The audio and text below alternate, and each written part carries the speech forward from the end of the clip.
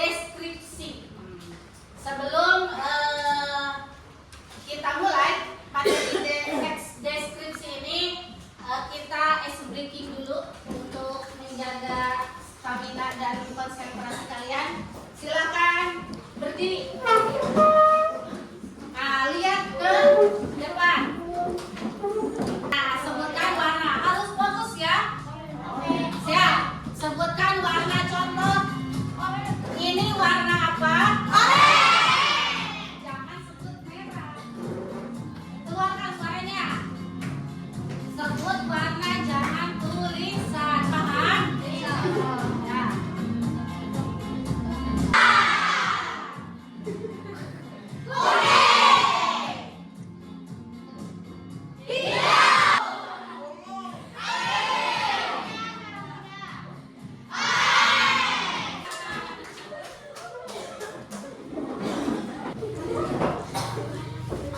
Teks deskripsi. Mengenai dulu nih, sejauh mana kalian tahu tentang teks deskripsi? Pertanyaan pertama. Ketika kalian memejamkan mata, membayangkan pantai. Indra apa saja yang bekerja untuk merasakan suasananya? Kalau di pantai nih ngerasain apa aja? Penglihatan, pendengaran. Bagus. Ya, sebelum memulai materi menjelaskan tentang teks deskripsi, Ibu mau bertanya dulu ke kalian, sejauh mana kalian tahu apa itu teks deskripsi? Pertanyaan pertama. Ketika kalian memejamkan mata, membayangkan suasana pantai, indera apa saja yang dirasakan? Siapa yang bisa? Ya. Indra Penglihatan, indra penciuman, ya. sama indra pendengaran. Pendengaran, ya betul. Selanjutnya yang kedua, mengapa sebuah tulis? Yang ketiga, pertanyaan ketiga, alat indra apa? Alat indra apa yang mendapatkan pengalaman sewaktu berlibur? Berlibur di mana? Di pantai. Alat indra apa yang dirasakan? Melihat, mendengar. Udah? Itu aja ya. Terima kasih. Jadi tujuan pembelajaran teks deskripsi ini untuk apa? Jadi untuk menemukan informasi, kita bisa menyimpulkan teks deskripsi gitu. Jadi nanti ada struktur ketata bahasaan, nanti ada penyimpulan. Lihat ke sini. Teks deskripsi. Jadi kemampuan kita untuk menyusun teks melatih kepekaan indrawi. Tadi ya, yang panca indera itu, panca indera ada berapa? 5. Ada 5. Jadi panca indera kita itu nanti peka atau tidaknya kita harus digambarkan oleh teks deskripsi. Next. Apa sih itu teks deskripsi itu? Secara etimologis kata deskripsi berasal dari bahasa Latin, yaitu describer, yang berarti menggambarkan atau melukiskan sesuatu hal. Jadi kalau kita melihat sesuatu, merasakan sesuatu, mencium sesuatu di peristiwa tempat, kita bisa nulis, bisa digambarkan melalui apa? Teks deskripsi. Tujuannya untuk apa? Untuk kita misalkan jadi penulis nih, mau menulis gambaran yang ada di pantai. Nah, untuk apa kita menulis ini? Untuk apabila ada seorang pembaca, seolah-olah mereka melihat, mereka mendengar, merasakan dan mencium objek yang kita bahas, yang kita tulis di lokasi secara langsung. Jadi si pembaca itu merasakan, oh ini suasana yang kita tulis itu pembaca pasti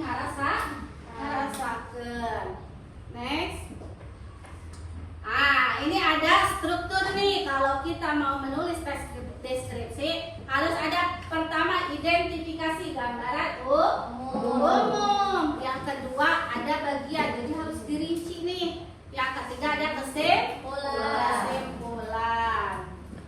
Nah, yang pertama identifikasi. Ya, identifikasi ini bagian pembuka, identifikasi objek yang akan kita gambarkan. Memberikan apa? Informasi umum. Contohnya apa?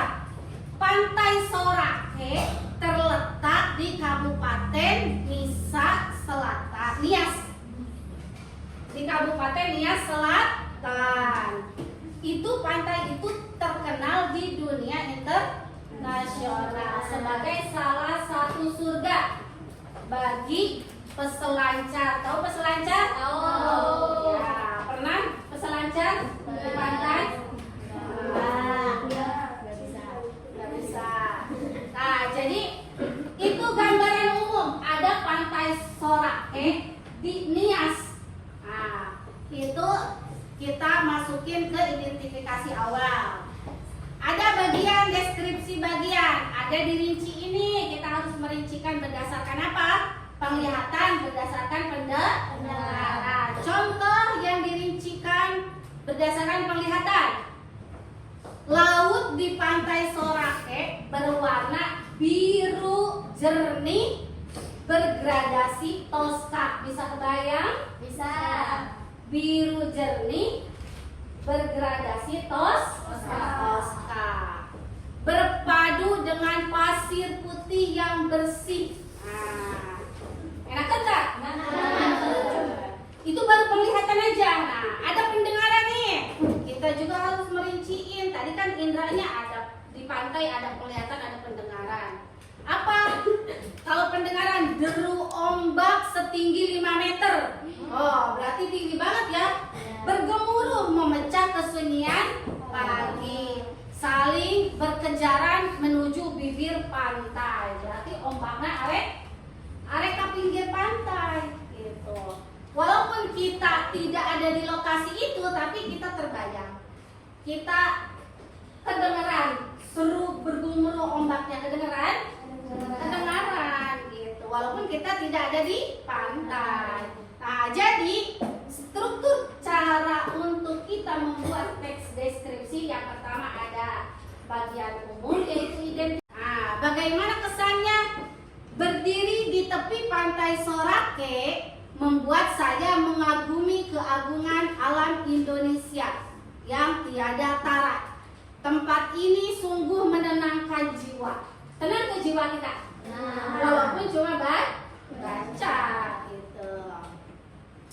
Jadi ada karakteristiknya, ada ciri-cirinya. Nah, ciri-ciri kaidah kebahasaan yaitu harus penggunaan kata khusus.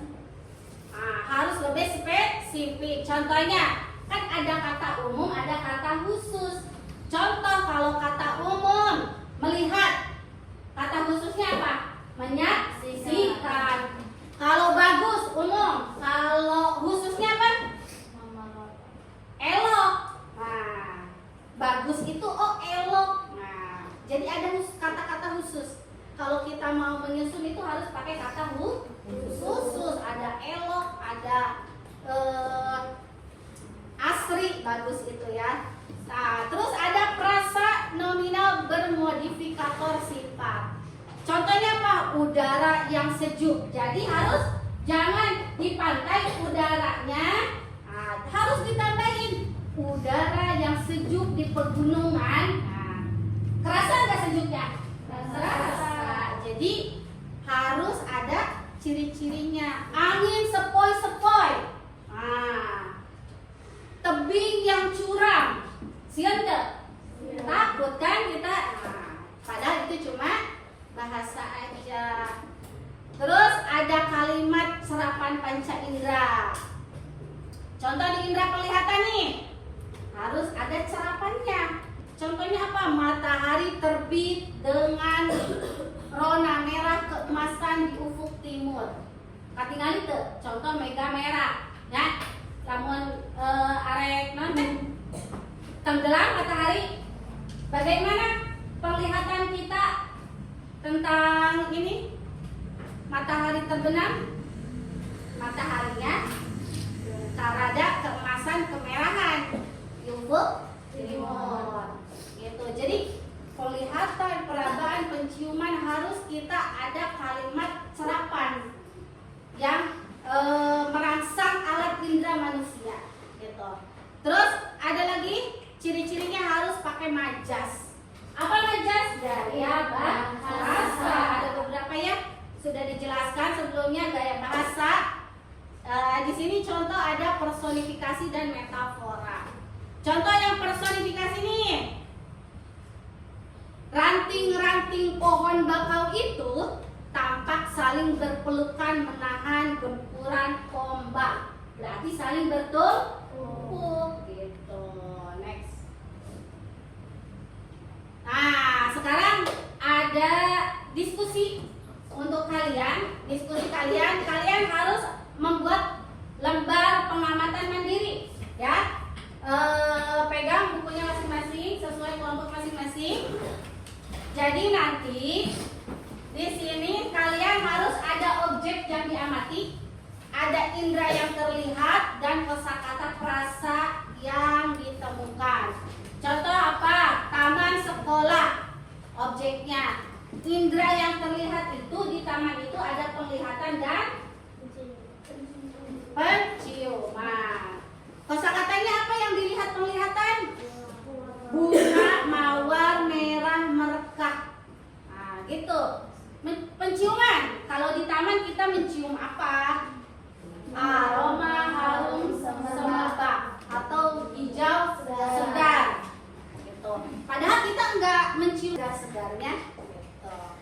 Nah, sok tulis, dikasih waktu 5 menit, coba ini ditulis satu kata aja, satu objek aja, nanti dipresentasikan ke depan.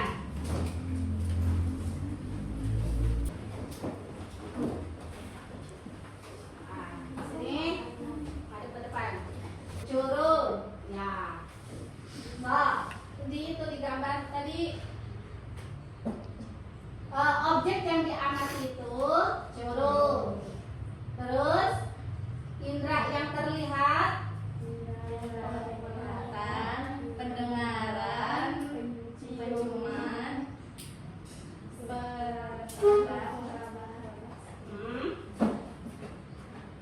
terus kosakata yang untuk penglihatan. Lihat apa aja? Melihat air, pohon yang tinggi, ya, dedaunan yang hijau, ya. Terus untuk pendengaran, mendengar apa? Suara air terjun. Air apa? Kalau misalkan air doang kan kayak air digali sama aja. Kalau air di curug itu airnya di mana? Meraba apa? Batu. Ini di kelompok satu ini, silakan. Siapa? Mau menanyakan apa? Sudah benar semua?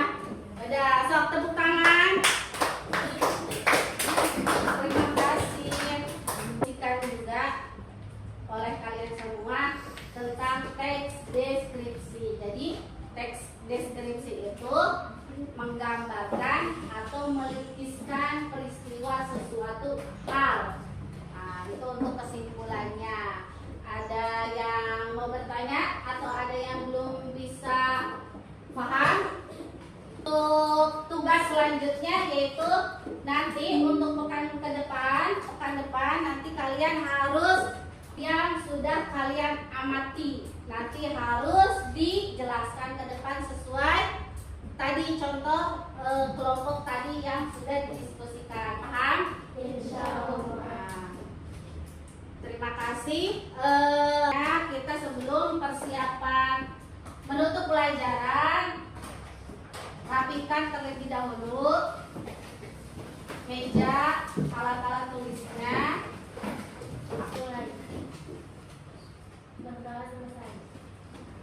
Terima kasih ya atas semangatnya untuk